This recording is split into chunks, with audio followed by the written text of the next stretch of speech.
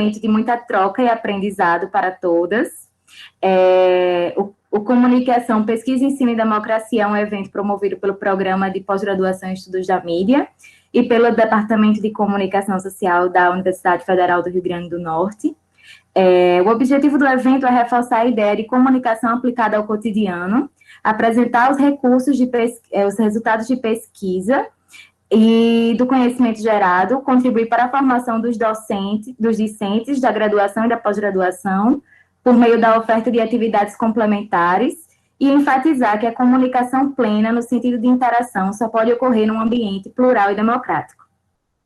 Hoje vocês terão a palestra Internacionalização da Pesquisa e Experiência de Cotutela em Universidades Europeias, proposta pela discente Juliana Holanda, e as inscrições para as perguntas, elas podem ser feitas pelo chat, e o link para que vocês confirmem presença no evento para os certificados também serão enviados pelo chat. Então, é sempre importante lembrar de vocês confirmarem a presença para que gere o certificado. A gente pede que, gentilmente, desliguem os microfones para que não haja nenhuma interferência. E é isso, gente. Uma boa tarde e uma excelente palestra. Então, boa tarde. A professor Jussiano Lacerda, desculpa, eu tinha esquecido. Tá, boa tarde a todas e todos, né? É uma alegria para a gente estar abrindo essa mesa, essa comunicação, até por um tema que me interessa bastante, né? Fico muito feliz com esse tema de hoje. E nessa temática de hoje, né, internacionalização da pesquisa e experiências de cotutela em universidades europeias, nós vamos ter a exposição da experiência, né, justamente que estão realizando cotutela, da Marília Graziela Oliveira da Silva.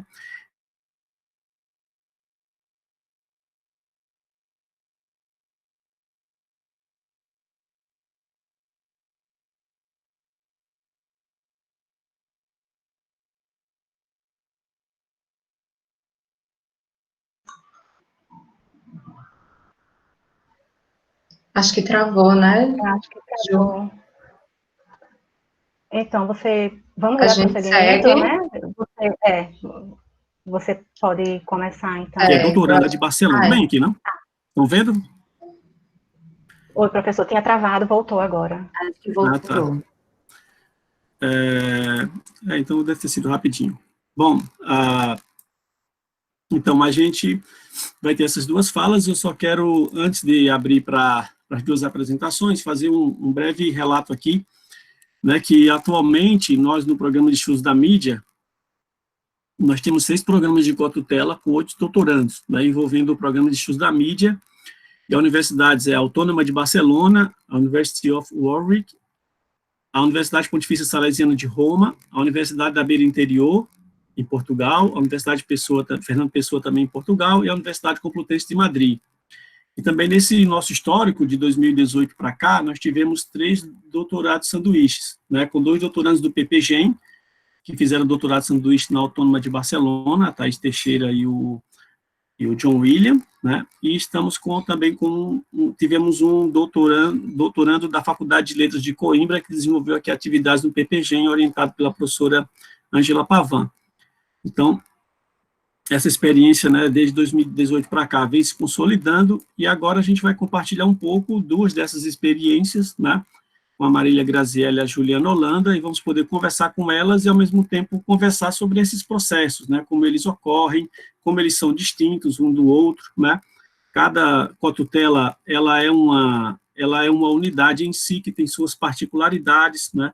Então, é um processo muito importante também da internacionalização do programa de estudos da mídia, e é interessante que outros alunos possam conhecer e pensar nessas estratégias, né, que são fundamentais hoje no nosso processo de internacionalização.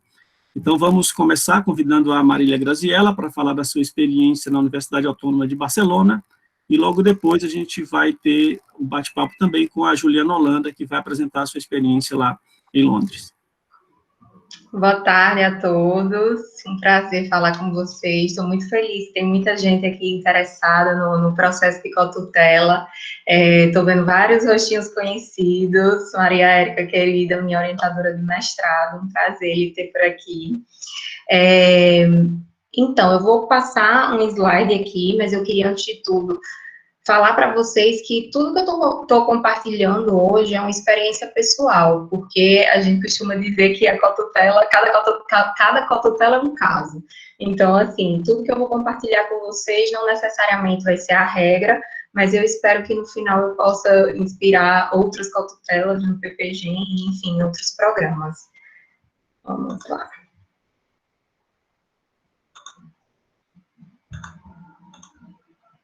Tá aparecendo para todo mundo? Alguém me dá um ok? Que eu não consigo ver a tela. Pronto, tá sim. Aí está. Agora você pode expandir aí, como se fosse modo apresentação, que fica melhor. Deixa eu ver se vai. Foi. Foi? Perfeito. Pode começar, tá ótimo.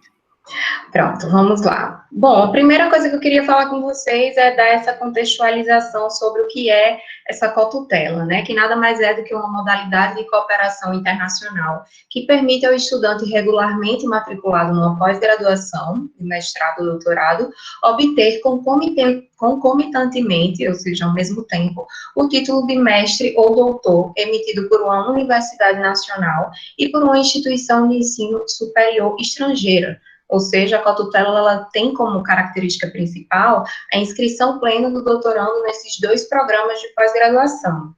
Eu fiz até aqui uma figurinha que vai ilustrar um pouquinho a minha situação, né, que eu entrei no doutorado na UFRN, no PPGEM, em 2018, e logo que eu entrei no meu primeiro ano, eu consegui dar entrada no processo de cotutela, graças ao meu orientador, que abriu os caminhos, e que já tinha essa ligação muito boa com a Universidade Autônoma de Barcelona e com o próprio Nicolás Loriti, né, meu orientador aqui na Universidade Autônoma de Barcelona, e nada mais é do que isso. Eu estou fazendo 2 doutorados no tempo de um só.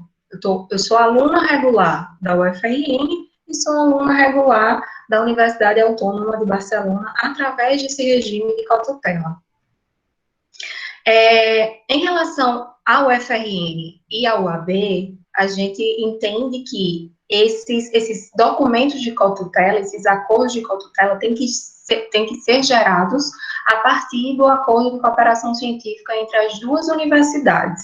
Então, assim, é sempre dessa maneira? Não, não existe um modelo universal. Então, assim, entre a UFRN e entre a Universidade Autônoma de Barcelona, existe um acordo de cooperação científica, que, se eu não me engano, começou em 2017, e a partir desse acordo de cooperação é que a gente pode dar origem ao meu processo de cotutela, né? Uma coisa que eu queria falar para vocês, que eu acho muito importante, hoje, depois de ter passado por todo o processo, é sobre a importância dos testes de proficiência, não só pela questão das bolsas, mas pela questão do próprio processo. As universidades europeias, elas pedem um nível mínimo de inglês, ou pedem um nível mínimo, pelo menos no idioma do país que você está indo. No meu caso, eu consegui fazer o DEL, né, que é de nivelamento de espanhol, e também o CIEL. E eu acho importantíssimo para quem está pensando em fazer, para quem realmente tem essa intenção de entrar no regime de cotutela, colocar como prioridade máxima esse teste de proficiência, seja no inglês, seja no espanhol, seja no francês, seja qual for a sua universidade que você está de olho, enfim, colocar isso como uma prioridade máxima, porque sem isso, muito possivelmente, você vai ter problemas com bolsas, você vai ter problema para ser aceito na universidade, por mais que o orientador lhe queira. Então, assim, eu acredito que é o primeiro passo e realmente a prioridade máxima para quem quer tentar uma cotutela. Sobre o meu processo, ele começou em 2018, exatamente no primeiro ano que eu entrei na UFRN, né, no doutorado da UFRN, do PPGEM, e como todo e qualquer processo administrativo, é um processo burocrático e que leva tempo, né?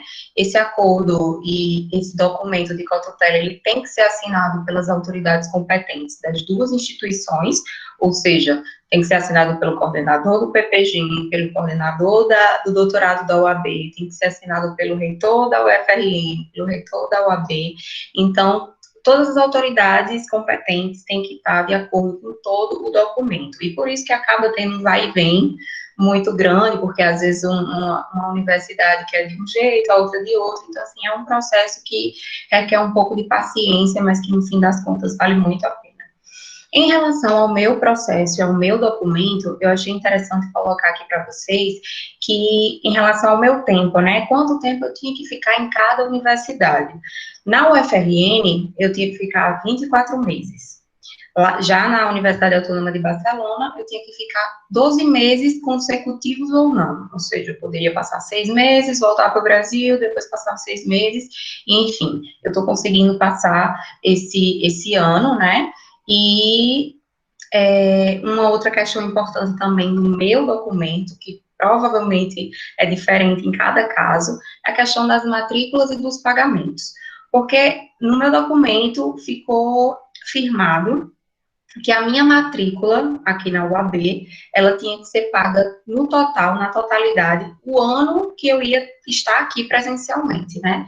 Então, o primeiro ano eu paguei, em média, 750 euros, acho que foi por aí, e em seguida, devido a esse acordo, né, de cooperação, a gente conseguiu que os anos que eu tivesse na UFRN, que eu não tivesse aqui fisicamente, eu pagasse apenas taxas de manutenção, que seria uma coisa em torno de 120, 150 euros. Uma coisa que eu acho também muito importante é, para quem quer fazer a cotutela, é tentar encontrar um vínculo na pesquisa. Porque, assim, hoje eu estou em 2 programas de doutorado que tem muitas diferenças, né? O UFRN, eu acho que tem uma base muito antropológica, uma base muito sociológica, enquanto a UAB tem uma base muito mercadológica. Então, eu acredito que a primeira coisa que você tem que fazer em relação ao seu projeto, seja quando você entrar no doutorado, seja quando você entrar no mestrado, é ter em mente que você precisa encontrar um vínculo na sua investigação. O vínculo que eu encontrei entre os 2 programas, né, vocês veem que na UFRN é Estudos da Mídia, e na UAB é o doutorado em Comunicação Estratégica, Publicidade e Relações Públicas, então o vínculo que eu encontrei entre as duas para poder justificar a minha cotutela foi justamente a estratégia metodológica. Né? Eu peguei um conceito que é elaborado pelo meu orientador daqui, chamado dinamização sociocultural da investigação, e a partir dele, a partir desse conceito que ele utiliza, eu consegui estabelecer a minha estratégia metodológica e também criar um vínculo, uma ponte entre os 2 programas de pós-graduação, por mais diferentes que fossem.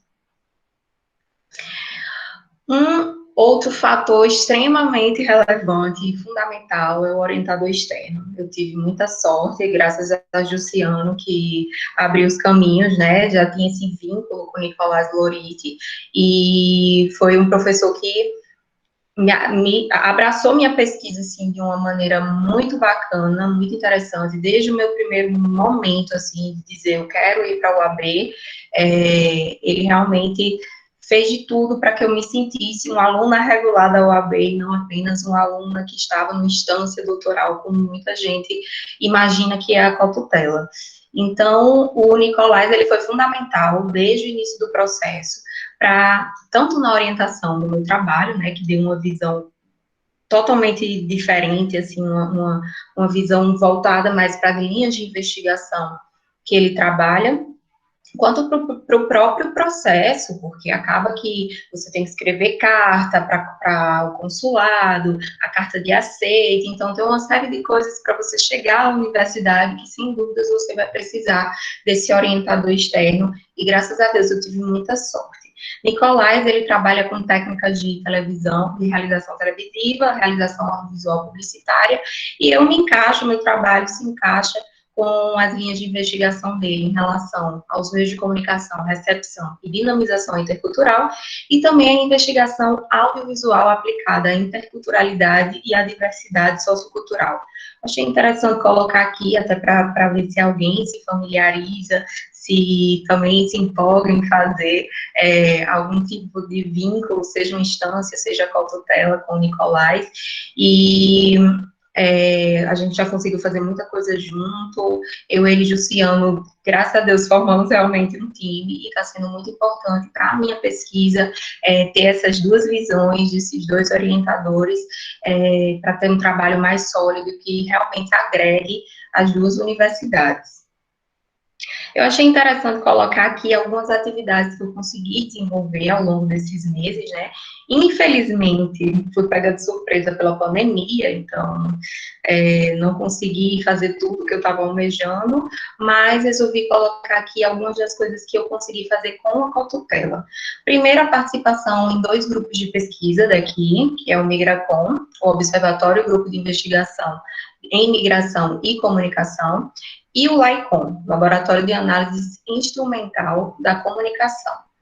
O primeiro é liderado justamente pelo professor Nicolás, e eu tive a oportunidade de fazer um trabalho com o John, que quem é do PPG conhece, que também é doutorando da nossa turma, e com Leila, que também é uma doutoranda da Unicinos.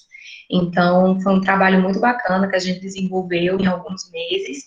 E no LAICOM, além das reuniões semanais, né, a gente tem um grupo consolidado, eu acho que já são, acho que em média 20, 30 anos de LAICOM.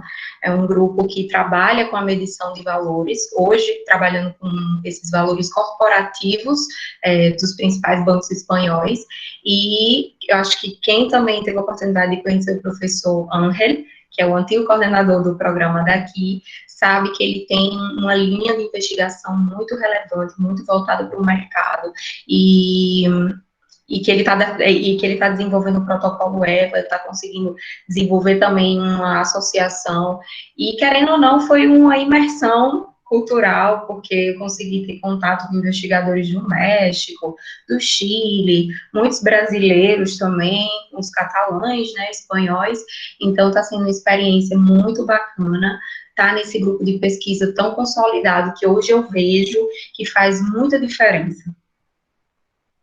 Participação no projeto Vulneras, também juntamente com o John e com a Leila, Criança, Desamparo e Vulnerabilidade Sociocultural, é uma análise situacional e proposta de intervenção em relação à publicidade, quando trata, publicidade espanhola, quando trata da vulnerabilidade infantil, e esse projeto, ele é uma união do Migracom com o Grafo, que é do Departamento de Antropologia, então também foi extremamente relevante para a minha pesquisa, dar esse olhar antropológico que eles desenvolvem aqui, tão bem fundamentado, né?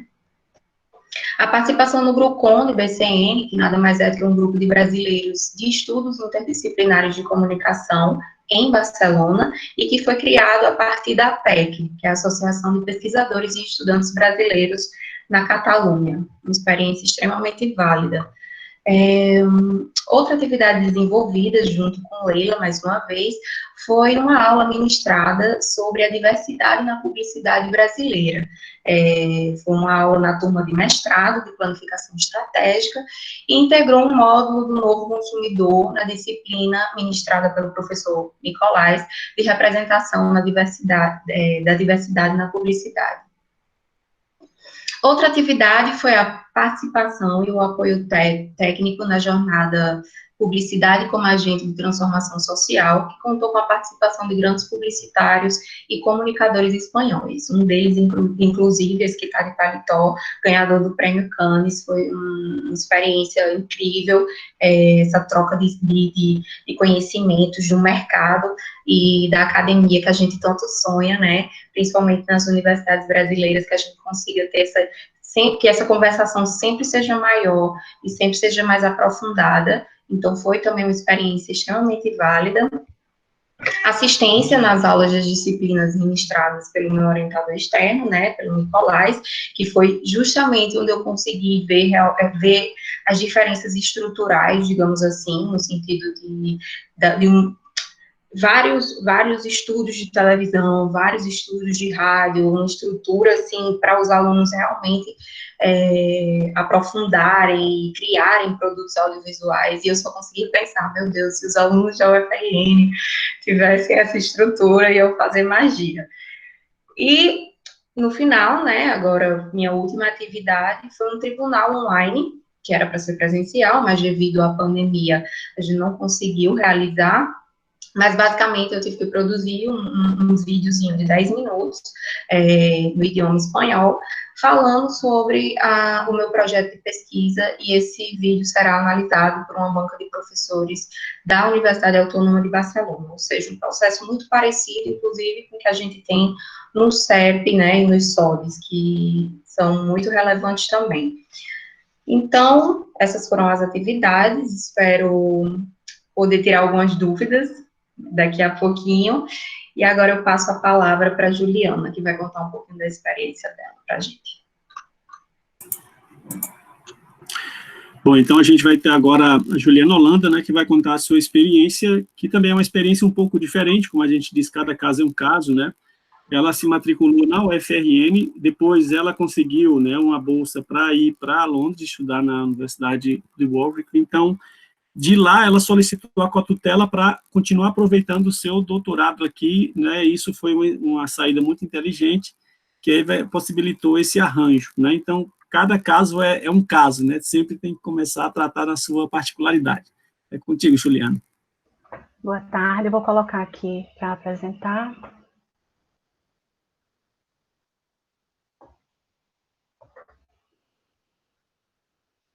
Vocês estão vendo? Ainda não. Tá processando. Agora sim, agora sim. Pronto. Isso, vou ok. começar, então.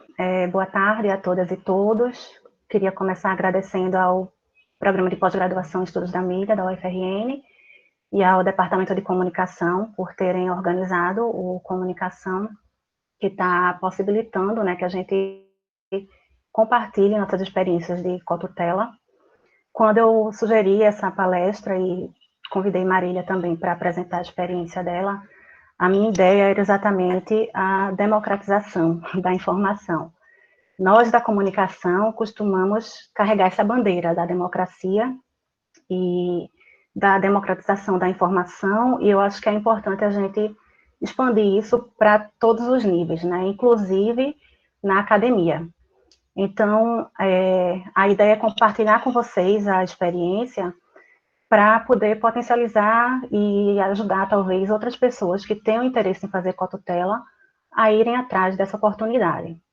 Então, assim, eu acredito que a informação precisa ser compartilhada, né, para evitar distorções e privilégios, né, falar que todo doutorando tem potencial direito a uma cotutela, né, então, se você está fazendo doutorado, se você pretende fazer, você pode ir atrás da sua cotutela, você mesmo, né, os alunos precisam ser agentes do próprio desenvolvimento, e assim, eu não estou falando isso porque é legal e é bonitinho, mas eu consegui fazer isso, né, certamente não fui a única, mas gostaria de compartilhar a minha experiência com vocês para motivá-los, né, para que vocês também, se tiverem interesse, venham a fazer uma cotutela. Então, vou falar um pouco da minha experiência acadêmica.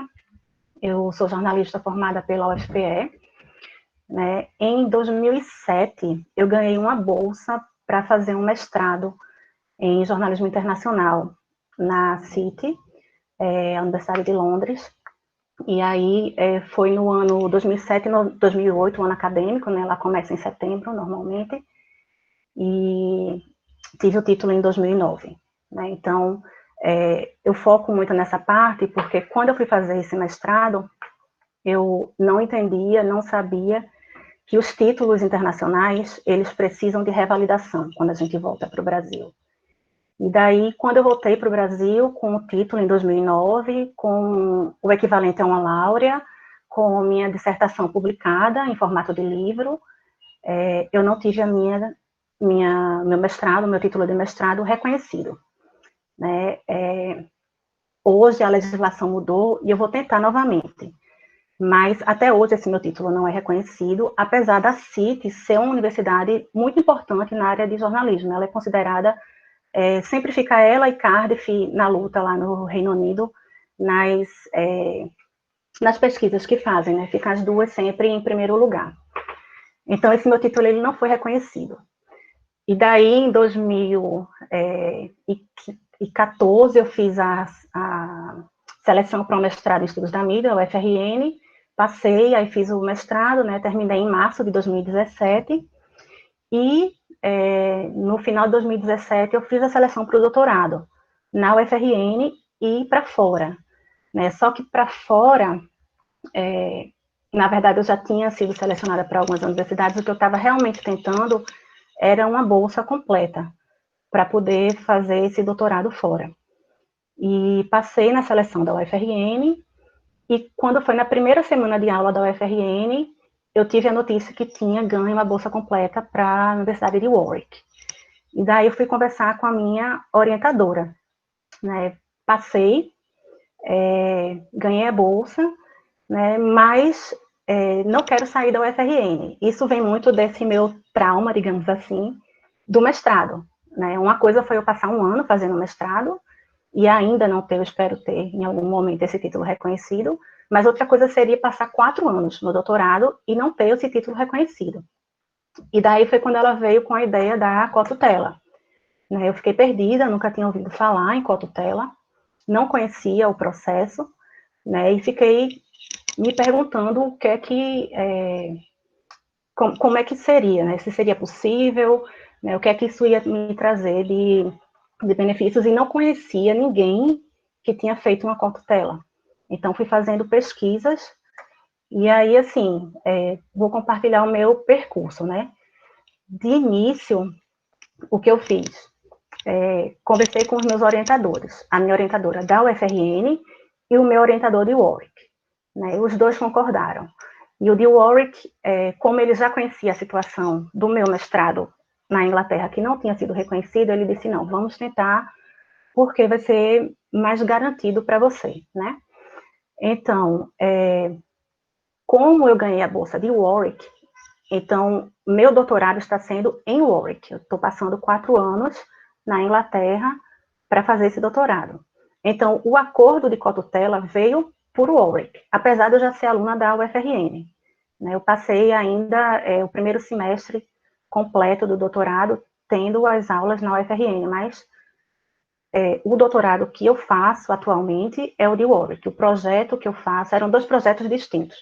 O projeto que eu faço hoje é o de Warwick. Então, os orientadores concordaram, peguei o acordo de Warwick, preenchi, mandei para os 2 orientadores concordaram, e daí a entrada inicial foi na UFRN. Né? Passou pelo colegiado da pós-graduação, lá do departamento, né, de comunicação, pelo PPGEM, e deu entrada oficialmente na UFRN em 17 de agosto de 2018. Foram muitas idas e vindas desse processo, ia de um departamento para outro, pedia um documento extra, sempre tinha alguma coisa. Faltaram 15 dias para completar um ano, né, desse processo rodando na reitoria da universidade, até que em 2 de agosto de 2019, ele foi enviado para a Inglaterra.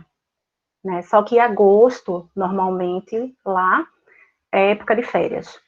Então, esse processo passou pouco mais de um mês comigo, né, porque as pessoas que iriam assinar, que seria meu orientador, o reitor, o pró-reitor, não estavam no campus na época. Em setembro, eu consegui que essas pessoas tivessem acesso ao processo, e aí foi mais ou menos 2 meses lá em Warwick, passando por alguns setores, para poder todo mundo assinar, todo mundo rever o contrato, né, porque fazia mais de um ano que tinha sido acordado e não sabia se tinha tido alguma alteração. Então, passou 2 meses em Warwick e foi enviado de volta para a UFRN. Aí, quando chega na UFRN, na reitoria, né, foi revisto e, finalmente, foi dado como ativo no sistema em 16 de dezembro do ano passado. Então, vejam que foi 1 ano e 4 meses, quase, para esse processo ser efetivado, né? E hoje ele está ok, está efetivado e está em andamento. Então, quais foram os requisitos para que eu pudesse dar entrada nesse processo? e no doutorado fora e na bolsa fora também, né? Primeiro, a questão da língua estrangeira. No Reino Unido, normalmente o que se pede é o IELTS. Algumas universidades aceitam o TOEFL, mas o IELTS é o mais tradicional, é o que mais eles pedem. E aí, a cotutela requer que eu faça 2 doutorados, mais uma única tese, né? Essa tese, como eu faço o doutorado em Warwick, a tese vai ser por Warwick, vai ser em inglês, né? E pela UFRN, quais foram os requisitos que a cotutela me pediu? Eu tenho que fazer todos os créditos, como se eu fosse uma aluna normal, que sou também, né, porque passei pela seleção, mas todos os créditos e tenho que passar 1 ano na UFRN, né? Só que como eu era aluna, então foi considerado esse período que eu passei inicialmente, e eu vim em março deste ano, pouco antes da pandemia começar, para terminar esse período que faltava presencialmente na UFRN. Então, assim, os requisitos estão sendo cumpridos. É bem cansativo, né? Eu já estou cansada amanhã. É um processo cansativo, às vezes, porque pensar em 2 doutorados ao mesmo tempo, pensar em prazos de 2 universidades, né, tarefas para 2 universidades, mas o lado bom é porque, no fim, né, são 2 diplomas, eu vou ter a garantia do reconhecimento, voltando à questão do mestrado, né? Então, dessa vez, eu vou fazer os 4 anos de curso, mas o curso vai ser reconhecido, eu não tenho que me preocupar com isso mais, né? Eu pude manter o vínculo com a UFRN e com a pós-graduação no Brasil, e, além disso, assim, pelo lado da Universidade de Warwick, passando esse tempo lá, esses 4 anos, então, tendo a oportunidade de participar de vários eventos, conhecer especialistas da minha área, de dar aulas para turmas de mestrado lá e de graduação também, fazer cursos de aperfeiçoamento que a universidade oferece para todos os doutorandos da universidade de todas as áreas. Então, nisso eu também tive contato com outros doutorandos, né, de outros setores. Participo de programa de treinamento para ensinar em universidades do Reino Unido, então já fiz 2 programas desses, estou indo para o 3º. E, recentemente, agora na pandemia, eu participei de uma tutoria online. Né? Fui contratada, digamos assim, pela universidade para ser tutora online de um curso que estava sendo oferecido para os alunos da graduação devido à pandemia. Algumas imagens da universidade para compartilhar com vocês. Essa casa menor é o centro onde eu estudo. Esse prédio ao lado está sendo construído, deve ser finalizado no próximo final deste ano. O departamento vai se mudar para lá. Esse foi um simpósio que eu e mais 2 doutorandas organizamos o ano passado. Tive a oportunidade de apresentar minha pesquisa lá também. Foi um simpósio na universidade e teve a participação de alunos e professores do departamento e de outros departamentos da universidade. Esse foi um evento que foi realizado em Londres, em outubro do ano passado. Eu fui convidada, e para esse evento, foram 2 dias em Londres, e eu tive, nesse evento, a oportunidade de conhecer teóricos da minha área, então pessoas que eu estava lendo livros no ano anterior, né, entre 2018 e 2019, que eu estava preparando a minha parte teórica da tese, estavam presentes nesse evento, então foi muito interessante ter contato com eles e passar 2 dias, né, conversando. A equipe era pequena, então foi um evento bem intenso, e essas outras fotos são parte do programa de ensino, né, que eu estou participando lá. Algumas imagens com doutorandos de várias áreas, de vários setores. Né, e atualmente eu estou fazendo consultorias para uma empresa de educação em Hong Kong e também para uma pesquisa que está sendo realizada pelo King's College. Né, e essas 2 consultorias acabaram vindo pelo meu contato lá na universidade. Né, meu nome está na página da universidade, eu tenho uma página, então pesquisadores me acharam nessa página e entraram em contato comigo e me ofereceram essas possibilidades de consultoria, e eu estou participando. Está sendo bem interessante também. Por outro lado, a questão da responsabilidade, né? Eu vejo muito que a cotutela eu carrego dentro de mim a responsabilidade, tanto de divulgar a cotutela, né, para as pessoas saberem que ela existe e irem atrás dela, não ficar esperando, vocês podem ir atrás, mas também o meu papel lá fora, né, como mulher, como nordestina, como brasileira, sul-americana, latino-americana, né, lutando contra preconceitos. Muitas vezes eu estou nas salas e nos eventos e eu sou a única pessoa de um país periférico, né, eu sou a única sul-americana, é muito comum eu ser a única latino-americana, eu ser a única pessoa de um país em desenvolvimento, então, são europeus, estadunidenses e eu, né, e aquela coisa de estar sempre lutando contra visões distorcidas, normalmente distorcidas. E às vezes ouvir realmente alguns preconceitos bem direcionados e ter que lutar e responder. Então, me vejo muito nesse papel de estar representando, né, quem eu sou e de onde eu venho. E penso também na questão da coletividade, né? Então, eu desenvolvi um projeto lá na Universidade de Warwick, junto com o meu orientador, para tentar fazer uma conexão com a UFRN. Então, foi aprovado esse projeto, a gente conseguiu o financiamento, e a ideia é que ele venha passar algum tempo, umas 2 semanas provavelmente, na UFRN, vai oferecer alguns minicursos, palestras, e minha orientadora vai para o Warwick também com esse mesmo objetivo. Era para ter acontecido, na verdade, isso já nesse primeiro semestre, mas a Covid-19 não permitiu ainda, mas o projeto foi aprovado, o financiamento foi aprovado, né, e a ideia é realmente tentar fazer essa integração, para que mais pessoas também possam se beneficiar dessa cotutela, né, e participando também de rede de pesquisadores, tentando promover essa integração. A princípio era isso que eu tinha para conversar, para apresentar. Eu vou deixar meu contato. Fiquem à vontade para me escrever. Se tiver qualquer coisa que eu possa ajudar, qualquer dúvida que eu possa tirar, fico muito feliz. E também,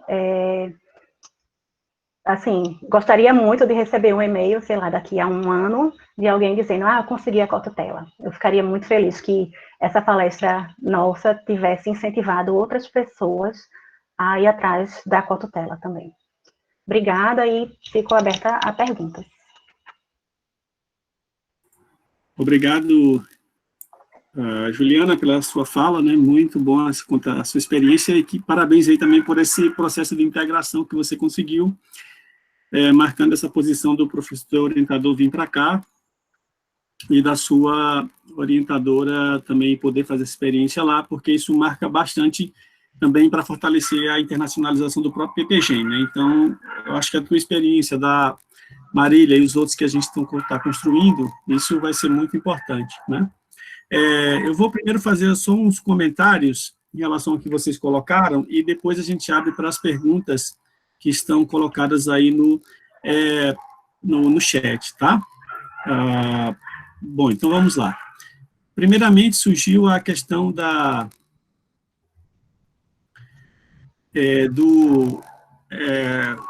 cotutela ser mestrado e doutorado, né? Historicamente, o que é mais normal acontecer é a cotutela em doutorado, né? Como a questão do mestrado, ela é muito instável em termos de modelos, e aí você mesmo penou por isso, né, quando fez seu mestrado lá na Inglaterra, na volta para cá para o Brasil, há muito mais dificuldade de você tanto revalidar, como de você equalizar as formações no mestrado do que no doutorado. Então, o que é mais comum as universidades desenvolverem cotutela é nos doutorados. É tanto que você, quando entra no Lattes, que você vai botar o seu mestrado, você não encontra lá as opções, propriamente, né? Mas se você vai cadastrar o seu doutorado, você tem normal, sanduíche, cotutela, dupla titulação, né?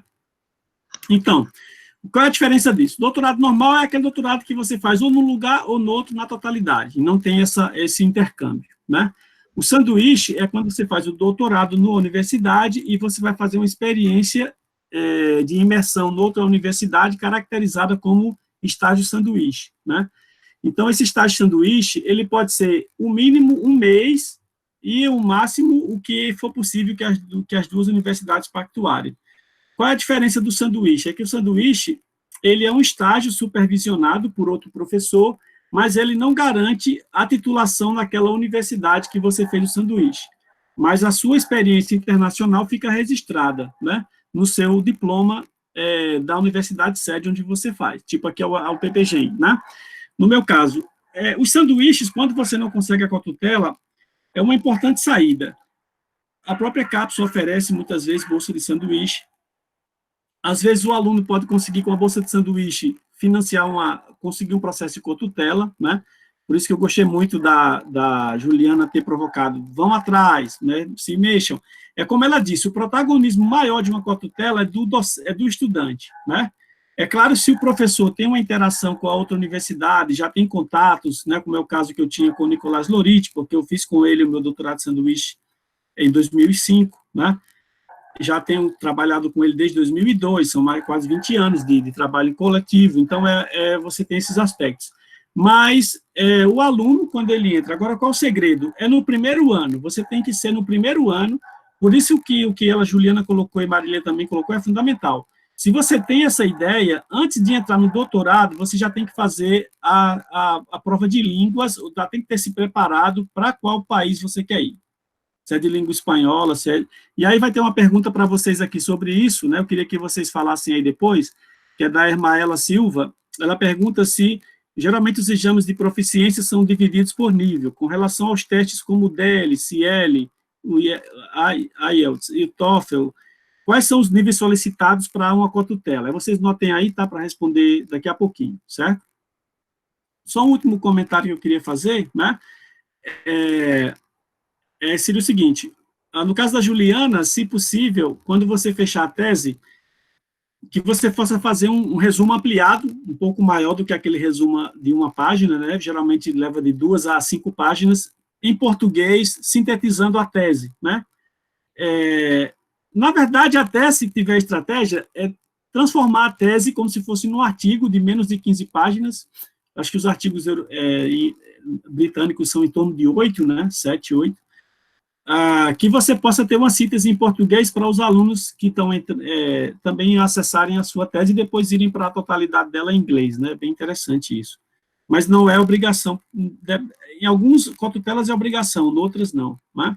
No caso da cotutela do Talvassi, ele foi aceita a tese dele em português em Roma, e ele teve que fazer uma síntese da tese em umas 20 e poucas páginas em italiano, na defesa, né? Mas isso aí, como vocês disseram, depende do acordo de cada cotutela, né? Varia de universidade a universidade. E o outro aspecto que a outra pergunta, a Alexandrina Cássia Ramalho, ela pergunta se é muito burocrático os trâmites para assinatura dos convênios de cotutela, né? Então, a fala de vocês já deu a entender, né? 1 ano e meio. Só por curiosidade, para vocês verem, tem uma menina que eu participei da banca dela, a Ana, que hoje é professora aí no Rio de Janeiro, ela fez uma cotutela entre a UFRJ e a Autônoma de Barcelona. Eu fui da banca dela de defesa da tese. E o acordo foi finalmente assinado, faltando 3 meses para a defesa. Então, faltando 3 meses para a defesa, foi que, de fato, as 2 universidades assinaram a cotutela, né? Então, às vezes, a cotutela pode levar até o tempo que você cursa o doutorado, nesse vai e vem, entre ajusta isso, ajusta aquilo, e etc.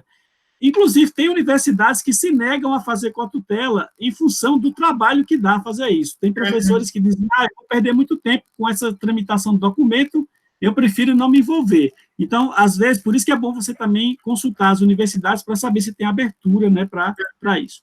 Bom, então tem essas 2 primeiras perguntas, vocês respondem, eu vou pegando aqui as que estão na sequência, tá bom? Então, posso começar, Ju? Então, no meu caso, né, na Universidade Autônoma de Barcelona, eles aceitam tanto o B2 no TOEFL, né, eles aceitam o B2 no inglês, mas aceitam também o B2 no espanhol. Então, pode ser tanto no DEL quanto no CIEL. O que é que eu sugiro? Se for fazer o CIEL, o CIEL sai um pouco mais rápido, eu acho que o resultado sai com 2, 3 semanas, mas se for fazer o DEL, faça a chamada 6 meses antes, porque, infelizmente, eles não dão uma data para início de conversa, é um teste muito caro, infelizmente, são testes caros. O CL, acho que foi em média R$ 600, e o DELE, acho que foi em média 300 e pouquinho. Então, assim, se organizem para tentar fazer, o DELE é um pouco mais barato, e eu achei um pouco mais fácil também, porque o CL é no computador, então você faz a prova diretamente com o computador, e o DELE é presencial, tem uma pessoa, você conversa com a pessoa, e os dois testes pedem todos os níveis de oral, de escrita, de leitura, então são bem completos, mas eu indico que, por uma questão econômica, faça o DELE e faça a chamada pelo menos 6 meses antes, porque eles não têm uma data certa de entregar o resultado. O meu demorou quase 4 meses. Mas é B2. Em relação ao IELTS, é semelhante. Quanto antes você puder ter o diploma com você, o resultado, melhor. O site do IELTS, ele fala as datas que serão, que os exames serão aplicados e as cidades onde serão aplicados, porque eles fazem em algumas capitais do Brasil, né? Mas também demoram para dar o resultado, e o nível varia muito da universidade. Assim, você tem que ver a universidade que você quer, quanto ela pede. Normalmente, para doutorado, é um nível alto que se pede. Eu acredito que para o Warwick, quando eu tentei o nível... o IELTS, ele vale até 9, não sei se vocês sabem, e eu acho que pedi um nível 7, que é um nível bem... ou era 7 ou era 7,5, é um nível bem alto. Agora, assim, esse é o nível... porque você tem 4 provas, né? Listening, speaking, enfim. Aí você tem que ter a média, digamos, 7,5. Mas você pode tirar, tipo, um 8,5 e um 6, entendeu? Só que tem uma nota mínima que você tem que tirar, digamos. Você não pode tirar abaixo de 6, digamos assim, em nenhuma. Mas a sua média tem que ser, digamos, 7,5. Aí isso varia muito de cada universidade, né? O que você vai tentar. É melhor você... exatamente isso, assim, você começar a procurar isso com antecedência, para saber com antecedência quanto você precisa tirar para se dedicar para a prova, né, e fazer uma boa prova. Ótimo, então vamos continuando aqui. Nós temos aí uma pergunta... Alexandrina Cássia Ramalho pergunta se é muito burocrático, né, o trâmite para assinatura dos convênios, que vocês não comentaram ainda essa pergunta aí. Tá, deixa eu... o trâmite, o meu foram... eu diria que foram 2 anos no total, quase isso. Por quê? Foi em março, né, início de março, que eu soube que existia a cotutela, na minha primeira semana de aula do doutorado na UFRN, e eu considero que aí começou o meu caminho para a cotutela, porque aí eu comecei a pesquisar, fui atrás e conversava com um professor, conversava com outro, né, baixei a documentação, o que é que precisa, e, enfim, foram várias etapas até conseguir realmente a finalização. Então, digamos, foi de março de 2018 até 16 de dezembro, se não me engano, de 2019. Quase 1 ano e 9 meses para conseguir. Então, eu acredito que é muito tempo, né? E passou mais de 1 ano só na UFRN esse documento. Em Warwick o documento passou 2 meses, né? E o Warwick, na verdade, porque eles são muito tecnicistas, digamos assim. Então, eles estavam sempre me perguntando, cadê esse documento que não chega, né? Se demorar tanto, a gente não vai conseguir mais assinar. Eles estavam meio que pressionando mesmo pelo documento, porque passou muito tempo. E eu dizia, eu estou tentando, e eu mandei centenas de e-mails para o Departamento de Relações Internacionais da UFRN, para minha orientadora, eu ligava às vezes, pedi para amigos que trabalham na UFRN, por favor, vai lá e vê quando é que isso vai sair, o que é que está faltando, porque tem uma parte que não depende de você, né? Você tem que ficar esperando e é lento o processo. Esteja preparada. Essa questão, Juliana, principalmente ela é lenta na universidade que recebe a proposta, né? porque geralmente a universidade que faz a proposta, ela já tem um modelo padrão, como a UFRN também tem, de certa forma. Então, só que quando chega da outra, para a universidade que recebe, tentar entender aquilo e dizer que aquilo é válido, ela reconhece como válido para ela, então leva um trâmite complicado. Um outro problema do trâmite é o seguinte, é que nas universidades, pelo menos na UFRN, a cotutela, ela não é um processo que ganha caráter de emergência. Então, quando você bota na fila do jurídico, ele vai na fila normal. E aí, se não ficar mesmo no pé, for lá, no caso, se o prazo está se extinguindo e tudo, é preciso fazer uma certa pressão para ver se consegue, porque senão ele fica na fila de milhares de processos do jurídico, né? Então, é bem difícil que é o meu mesmo. caso, né? Meu caso, justamente, está sendo, o problema está sendo na universidade daqui, muito por questões legais, né? Porque todo e qualquer termo utilizado, eles necessitam alterar, e aí tem que falar com a diretora da escola de doutorado, e, enfim, veio a pandemia, então acaba que é um processo extremamente lento e burocrático, mas é como o Ju está falando, tem coisas que, infelizmente, não dependem de você, né? Então, requer paciência, até para reunir todos os documentos, que também acaba sendo um pouco cansativo, e revisar, e, enfim, deixar tudo de acordo com o que as duas universidades querem também é complicado, mas vale a pena. E o Tem meu mais uma ainda pergunta teve... aqui. Desculpa, posso Não, só para perguntar? dizer que o meu ainda teve uma outra coisa, que eu mudei de orientação também durante esse processo, né? Atualmente, minha orientadora é a professora Luciana Miranda, que é a coordenadora do PPGEM, e a mudança foi exatamente durante esse processo da cotutela. Isso, a Lívia Brasil pergunta, queria que você explicasse melhor sobre a questão de se conseguir, como é que foi conseguir a bolsa, no caso da Juliana, e no caso da Marília, seria interessante ela mostrar como foi o problema do teste do inglês, do espanhol, né, que impossibilitou você ganhar a bolsa que você tinha a receber, não é? Pela questão dos prazos. É bom você contextualizar isso aí. Ju, você começa aqui. Tá. A bolsa do doutorado, né? Eu passei... seria uma outra apresentação só para falar de bolsa, que é um outro processo bem burocrático e demorado, mas a minha bolsa, ela é da Universidade de Warwick.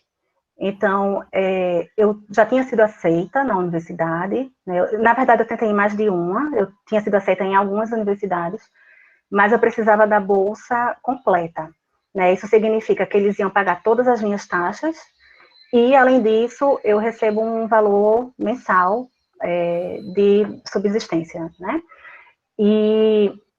E aí, eu dei entrada nesse processo, assim, comecei esse contato com o orientador, porque eu não conhecia meu orientador, foi tudo por e-mail, né, mais ou menos um ano antes da entrada na bolsa. Então, tinha um projeto, trabalhei com ele, o projeto, né, vi o que era necessário, fiz um bom IELTS, assim, fiz o IELTS para tirar uma boa nota, porque tudo conta, né? E aí, como eu tinha o mestrado da City, que eu já tinha feito tinha tido uma boa nota, tinha tido a dissertação publicada em livro, e lá o mestrado é válido, e é uma boa universidade, então isso contou também, o mestrado da UFRN contou, tudo conta, né? E eu dei entrada final no processo da bolsa em dezembro ou janeiro de 2018, em março de 2018, 2 meses depois saiu o resultado. Mas, assim, até ficar pronto de janeiro foi mais ou menos um ano antes de conversas e trocas de e-mail com o meu atual orientador, que eu não conhecia. Então, a primeira coisa foi achar um orientador que seria compatível com a minha proposta, com a minha ideia, e convencê-lo que eu seria uma boa doutoranda, uma boa aluna, que valeria a pena ele, digamos, investir um ano antes em mim, né, conversar comigo por um ano, trabalhar no projeto comigo por um ano, sem eu nem ser aluna, sem nem ter nenhum vínculo com a universidade dele.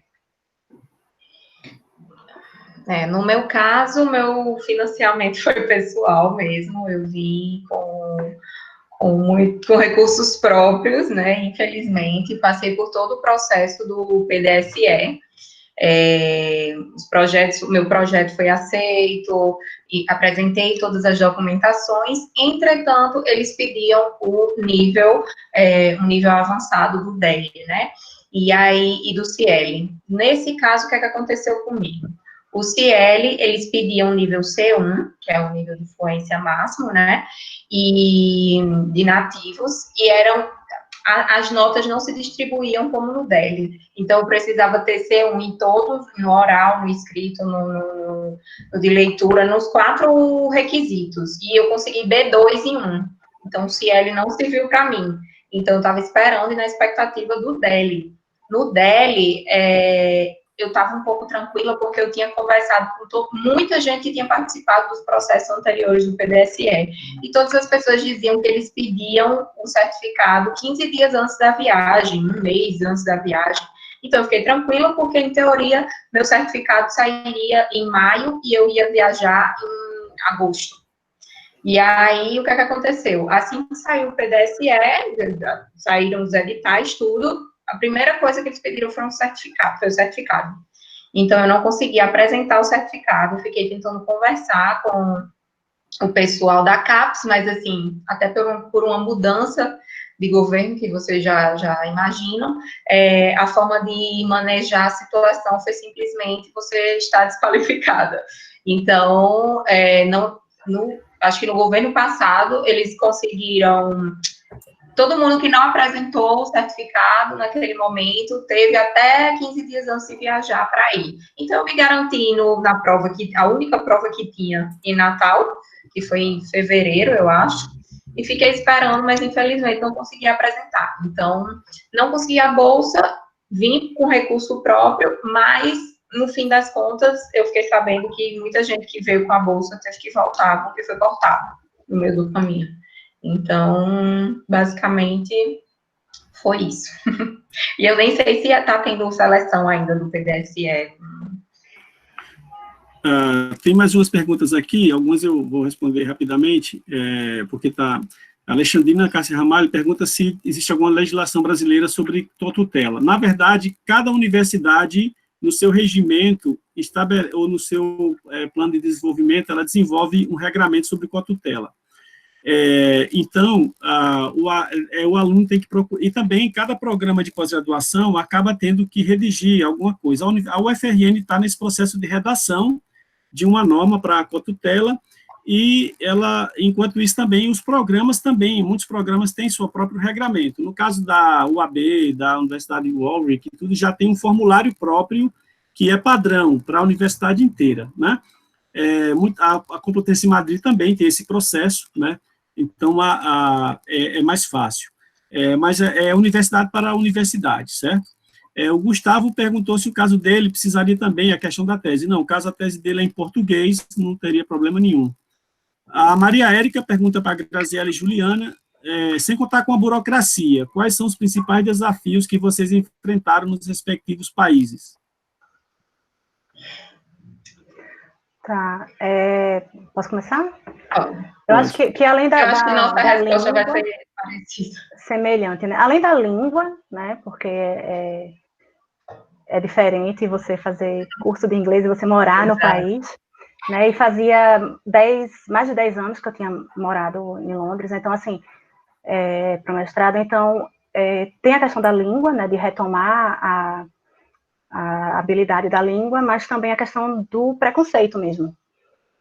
Várias vezes, em várias ocasiões, né, eu tive que falar, porque é impossível você ver aquele padrão está sendo repetido, né, aquelas ideias, e, enfim, até dentro do departamento, escutei coisas e não dá.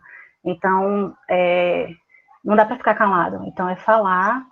E aí, eu acho que é isso mesmo, assim, a questão de enfrentar o preconceito, não necessariamente contra mim, mas contra...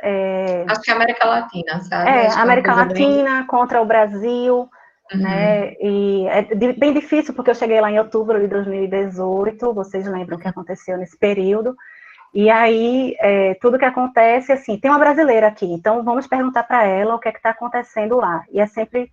Né, tem que contextualizar o Brasil e falar, porque enfim, eles não entendem o que a gente passa aqui, é difícil. E acaba sobrando para a gente explicar. Eu tive poucas situações, eu acho que são pessoas pontuais, talvez, que já tem assim na minha cabeça, e que, infelizmente, ainda colocam a América Latina num lugar afastado do que realmente é pesquisa, do que realmente é ciência. É como se a gente não tivesse maturidade científica. Então, infelizmente, existem pessoas que pensam dessa forma, que querem que os doutorandos façam teses sem citar pessoas da América Latina, mas sempre citando europeus e trabalhos de língua inglesa. Então, eu acho que a grande dificuldade é tentar passar por esse tipo de preconceito, passar por esse tipo de questionamento mesmo, que às vezes acontece, mas, no fim das contas, eu acho que quando você está preparado psicologicamente, quando você está focado no seu objetivo, você acaba tirando de letra. Então, eu acho que é como Juliana disse, acontece, a gente enfrenta e vai em frente. Já são 15 horas, eu acho que a gente está chegando ao final, né? Mas antes tem só mais uma questão que foi colocada, mas eu acho que eu posso comentar, se vocês quiserem podem complementar também. Andressa Kikuchi Dankowski pergunta: obrigada pelas falas, meninas, gostaria, se possível, que vocês falassem um pouco mais sobre financiamento de pesquisa, quais as possibilidades de bolsa, né? Onde buscar. Eu coloquei aí um link da Fundalban, mas geralmente tem muitos links da Alban, porque depende de cada país e depende de que programa, né? Existe existe também a Fundação Carolina, né, no caso para países espanhóis, eu coloquei o link aí, mas também há possibilidades, assim, dependendo, hoje em dia a universidade, por exemplo, o Brasil lançou um edital, que era o PRINT, que era um programa de internacionalização das universidades federais, e, então, nesse sentido, cada programa que fez o seu PRINT, ele mandou, quando se foi aprovado para a universidade, então foram oferecidas bolsas de doutorado de sanduíche, de financiamento de intercâmbio de pesquisa, que aí você ia através do seu próprio programa de pós-graduação, né? Há também possibilidades quando você entra num programa grande de internacionalização, como o Brasil-Espanha, que é o CAPES-DGPU, que nunca mais teve nenhuma versão, mas existe existe um com os Estados Unidos, existe outro com o país da Dinamarca, existe com a França. Sempre os editais estão no site do CNPq e no site da CAPES, né, quando abrem esses editais, que são de cooperação país-país. Então, quando abre um edital desse, o seu programa, algum professor tem que fazer uma proposta junto com o programa do país que está fazendo a cooperação e concorrer, né? No caso, eu participei já de 2, Brasil e Espanha, justamente com o Nicolás, né, nesses editais da CAPES-DGPU, mas existe com a França, existe com a Dinamarca, existe com o Canadá, existe e também com os países da América Latina, né? Há uma grande possibilidade também dessas experiências. Outra possibilidade é quando você se envolve em projetos de pesquisa grandes, que estão financiados, assim, Ministério da Saúde, outros tipos de financiamento, que também abrem a possibilidade dessas cooperações, como é o caso agora do projeto Sífilis Não, que tem uma linha de internacionalização, e nesse caso a minha aluna, Ana Cláudia Costa, ela está participando, ela é bolsista do projeto de Sífilis Não, de pesquisa do doutorado dela no PPGEM. Então, como a gente tem um plano de trabalho com a Universidade Complutense de Madrid, através desse plano de trabalho, ela se matriculou lá também, fez o processo seletivo e abriu o processo de cotutela, né? E a pesquisa dela vai ser desenvolvida dentro do projeto da Sífilis e no PPGEM. Então, vai depender muito das entradas. Então, é muito uma iniciativa também dos estudantes, também pode ser uma iniciativa dos professores, mas o recado que eu deixo aqui também é que aproveitem nesses processos para garantir também uma internacionalização da produção, ou seja, produzam com seus orientadores, publiquem em língua inglesa, publiquem em espanhol, publiquem fora do Brasil, aproveitando essas instâncias, porque isso conta muito para o processo de internacionalização. Na verdade, o processo de internacionalização ele ganha mais amadurecimento quando ele chega nesse outro nível. O primeiro nível é esse do intercâmbio, de um sanduíche, de uma cotutela, e quando essa troca gera isso que a Juliana está conseguindo, a professora vinha aqui dar um curso, outro professor ir lá. A gente já faz isso com os nossos também, só que aí, na sequência, é a produção de artigos coletivamente, né? Agora mesmo a gente mandou alguns resumos para o Congresso da Revista Latina de Comunicação, que é Scopus, e a gente conseguiu mandar nessa lógica de publicação com os colegas da Complutense, com os colegas da UAB, que estão relacionados a esse projeto da sífilis, né? Então, quando você publica um artigo internacional com os entes, os atores da cooperação, aí você marca mesmo, né? A própria Marília está fechando um texto aí para a gente mandar, né? Com o Nicolás.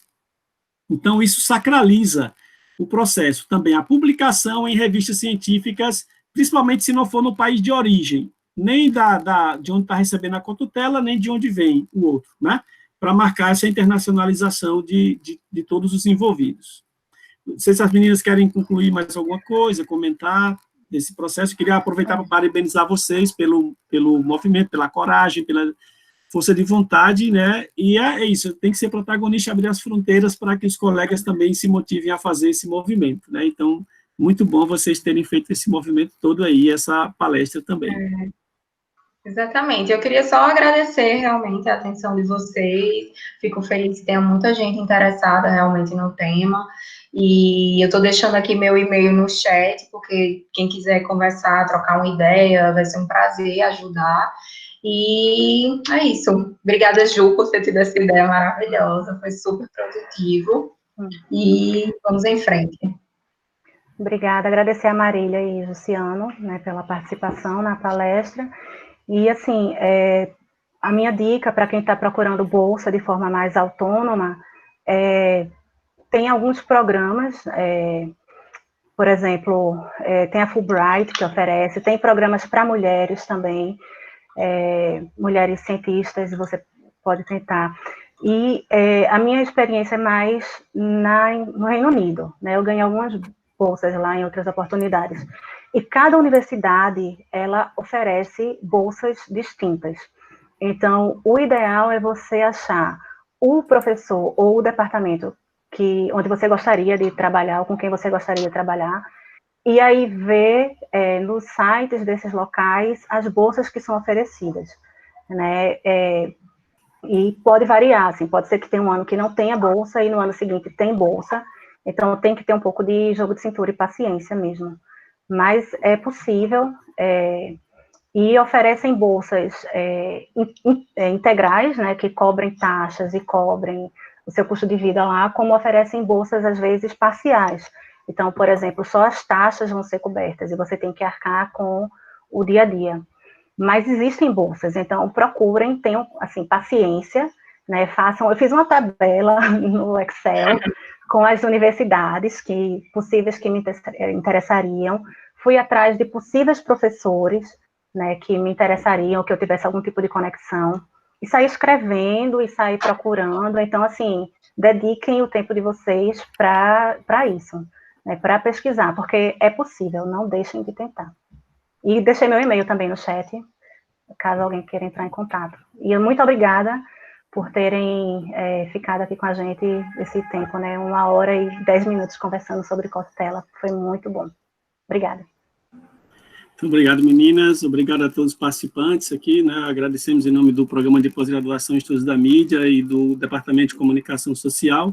E deixo a palavra aí com a Jadiane para fazer o encerramento aí do sistema. Foi uma tarde maravilhosa, realmente, de descoberta. Gostaria de agradecer a vocês, a Juliana que propôs a mesa, né? E lembrar que a nossa programação segue durante a semana e tem muita coisa bacana, vem discussão sobre gênero no jornalismo, está acontecendo, já começou uma mesa agora sobre descolonização da comunicação. E é isso, gente, muito obrigada, esperamos vocês, se inscrevam, e é isso, obrigada.